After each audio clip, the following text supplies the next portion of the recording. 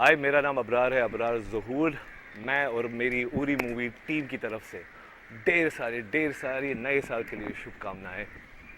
जी, उरी एक हमारे देश की बहुत अच्छी मूवी है। हम सब ने बहुत अच्छा काम किया इसमें। पूरे देश को देखनी चाहिए ये मूवी। इसमें जो हमारी आर्मी है किन चीज़ों से लड़ती है, कैसे हालातों में रहती है, वो दिखाया जाता है। मेरा रोल इसमें बस उरी का मिशन हमारे पे ही, वैसा ही कुछ समझ लो। बहुत अफसोस की बात है, मतलब जहाँ पर भी कोई भी शख्स गुजरता है, किसी भी बच्चे को नहीं देखना चाहिए, पर होता रहा है। आ, बस यही कामना होती है कि कब ठीक हो जाएगा। आर्मी की तरफ से भी और सबकी तरफ से कोशिश तो यही है कि हालात ठीक हो जाए, और बहुत करीब से देखा है। और बस यही कामना रखता हूँ कि किसी और को देखना ना पड़े। सर्जिकल स्ट्राइक, जिसको डेफिनेशन अगर मैं बोलना चाहूँ तो सर्जिकल स्ट्राइक कुछ ऐसा होता है कि आप कोई एक मिशन करते हो जिसके बारे में किसी को पता ना चले, ना ही किसी और देश को, ना ही देशवासियों को, अपने देशवासियों को। हाँ, जब मिशन सक्सेसफुल होता है तब बोला जाता है। तो ऐसा कुछ मिशन किया था हमारी इंडियन गवर्नमेंट ने, जो कि बहुत ही ज़्यादा सक्सेसफुल रहा। तो हाँ, यही है। जी देखिए, मेरा करेक्टर जो है मैं एक एक्टर हूँ। मुझे जब कोई स्क्रिप्ट मिलती है, मैं ऐसा कभी नहीं देखता हूँ कि ये नेगेटिव है कि पॉजिटिव है। मेरा काम एक्टिंग करना है। आप मेरे को पॉजिटिव दोगे, मैं पॉजिटिव करूँगा। अगर आप मेरे को नेगेटिव दोगे, मैं नेगेटिव करूँगा।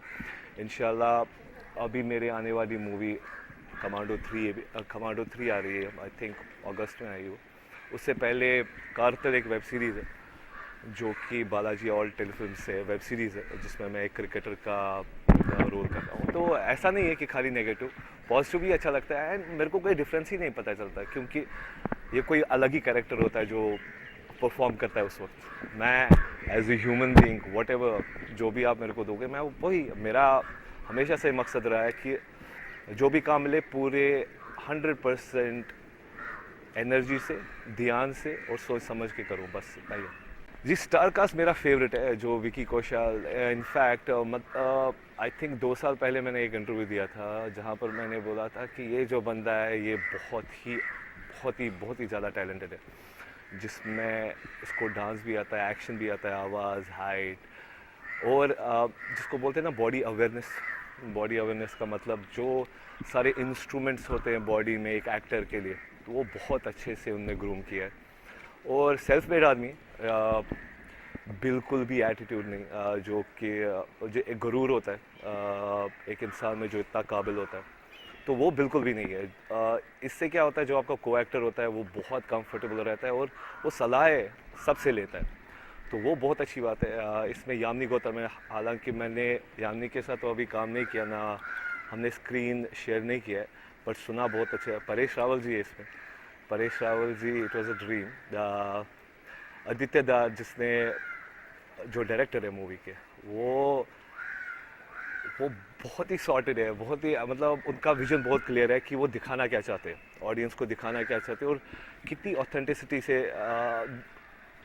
वो इतने डीप गए हैं। ये पूरी मूवी जो शूट की थी हमने सर्बिया में की थी, कश्मीर में नहीं की थी, उरी में नहीं की थी। तो आप सोच सकते हो कि जब आप कोई कश्मीर का सेटअप आपको किसी विदेश में सेट करना हो, तो वो कैसा होगा, कितना डिफ़िकल्ट होगा। तो मैं बधाई देना चाहता हूँ अपने आर्ट डिपार्टमेंट को, आदित्य सर को, जिसने इतनी इतनी शिद्दत से ये सारा काम निभाया है, और मितेश मिर्तिजा जो हमारे डीओपी है, उनके साथ मैंने नीरजा में काम किया था। हमारी जो अंडरस्टैंडिंग है, जो उनके स्टेप्स होते हैं, जब वो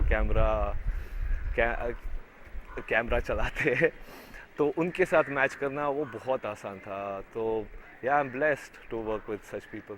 उरी, जब आप मूवी देखोगे शायद आप डरोगे, बट उरी एक छोटी सी जन्नत है जो पहाड़ों के बीच में आती है, जो पाकिस्तान और इंडिया के बीच में उरी है। तो अगर हम इतने लकी होते, अगर हालात वहाँ पर ठीक होती, तो आई थिंक दुनिया का सबसे ज़्यादा टूरिज़्म वहाँ पर होता। तो मैं ये बताना चाहता हूँ कि अगर हालात ठीक हो जाए, इंशाल्लाह, आई होप सो सून, तो सच में पूरी दुनिया में अगर जन्नत है तो सच में उरी के आसपास ही है। वो चाहे पाकिस्तान में हो, वो चाहे हिंदुस्तान में हो, हम लोगों ने ये शेयर किया हुआ है। तो अगर फसाद ना हो तो आप उरी को किसी और तरीके से जान पाओगे।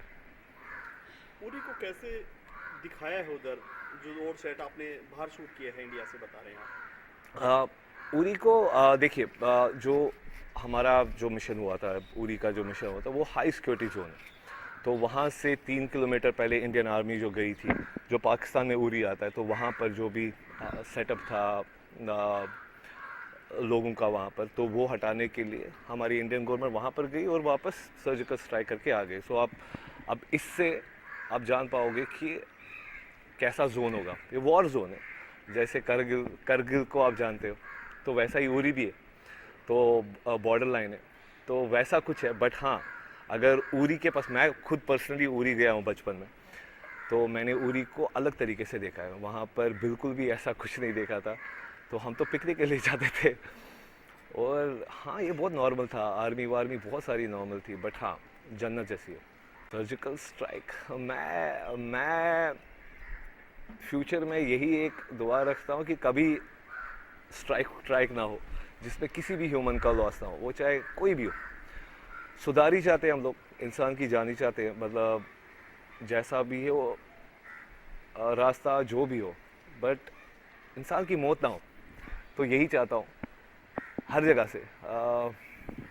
बस ऐसा कोई उपयोग हमारे प्राइम मिनिस्टर निकाले कभी, तब हमारा भी दिल खुश हो जाएगा। मैं फ़ैन हूँ इंडियन आर्मी के कॉस्ट्यूम का। मुझे हिंदुस्तान के आर्मी का यूनिफॉर्म पे बहुत गर्व है, जैसे भी है जो भी है। और इंडियन आर्मी, आई मीन, वो सबसे आई थिंक, अगर हिंदुस्तान की गवर्नमेंट को अगर कोई काम करना चाहिए, मुझे लगता है आर्मी जो हमारे लिए, अगर हम है, अगर वो है तभी हम हैं। तो वो हमारी सिक्योरिटी इतनी ज़्यादा रखते तभी हम यहाँ पर इंटरव्यू दे रहे हैं आपके सामने। तो मुझे लगता है देश को कुछ और ही करना चाहिए, कुछ ज़्यादा करना चाहिए आर्मी के लिए। हालांकि कर रहे, बट ट्रस्ट मी, अगर आप जब वहाँ पर जाओगे, अगर आप देखोगे कि वो फेस क्या क्या करते हैं, उनके लिए हमें बहुत कुछ करना चाहिए।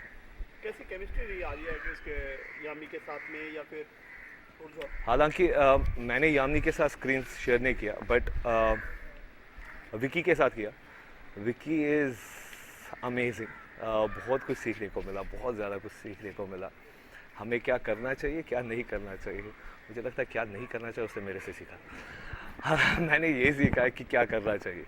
But amazing, I mean, you know, हमारे साथ ही रहते थे, बिल्कुल भी ऐसा फील नहीं हुआ कि किसी स्टार के साथ बातें करे, कोई हमें सिखा रहा है। मतलब यू नो, जब आप ऐसे किसी ख़ास आदमी से मिलते हो, मैं हमेशा कोशिश करता हूँ कि बात ना करूँ, जितना वो बात करे वही सुनूँ, क्योंकि सुनने से आदमी सीखता है।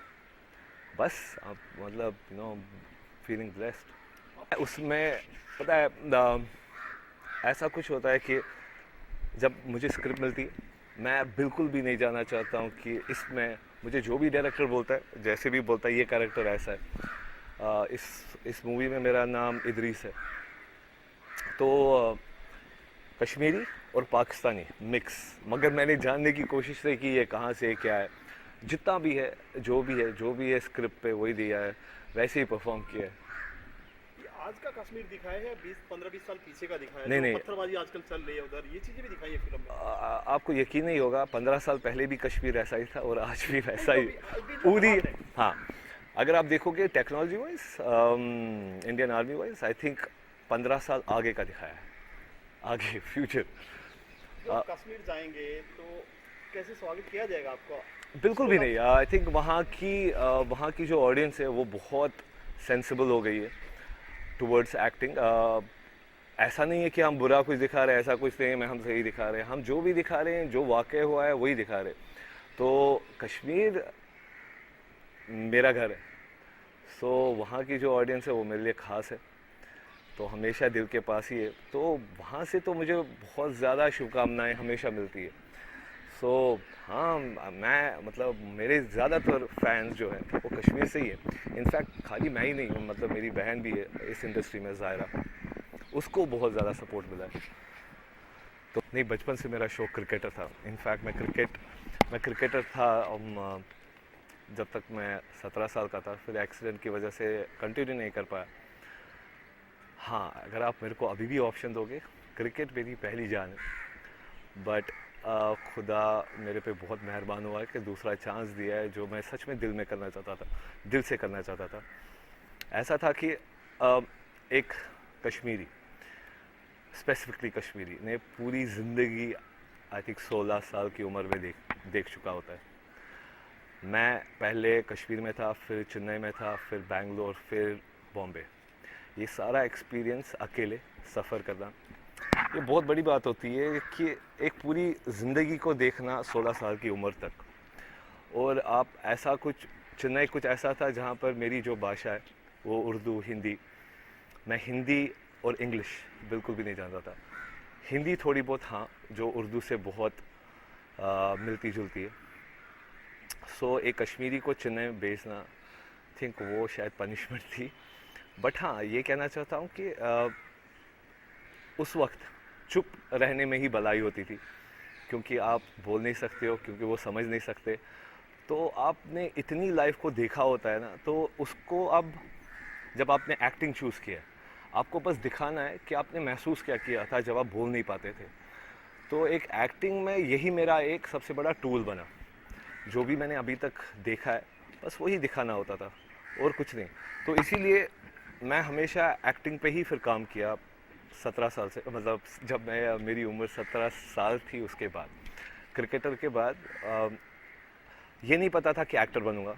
बस मॉडलिंग तक मैं बहुत खुश था, क्योंकि कश्मीर से बहुत कम एक्टर्स निकले, बहुत कम। तो ये कभी यकीन नहीं हुआ कि बन जाऊंगा। बट आहिस्ता आहिस्ता छोटे छोटे स्टेप्स, आज मैं यहाँ पर बैठा हूँ, अभी भी यकीन नहीं होता कि आपके सामने बैठा हूँ।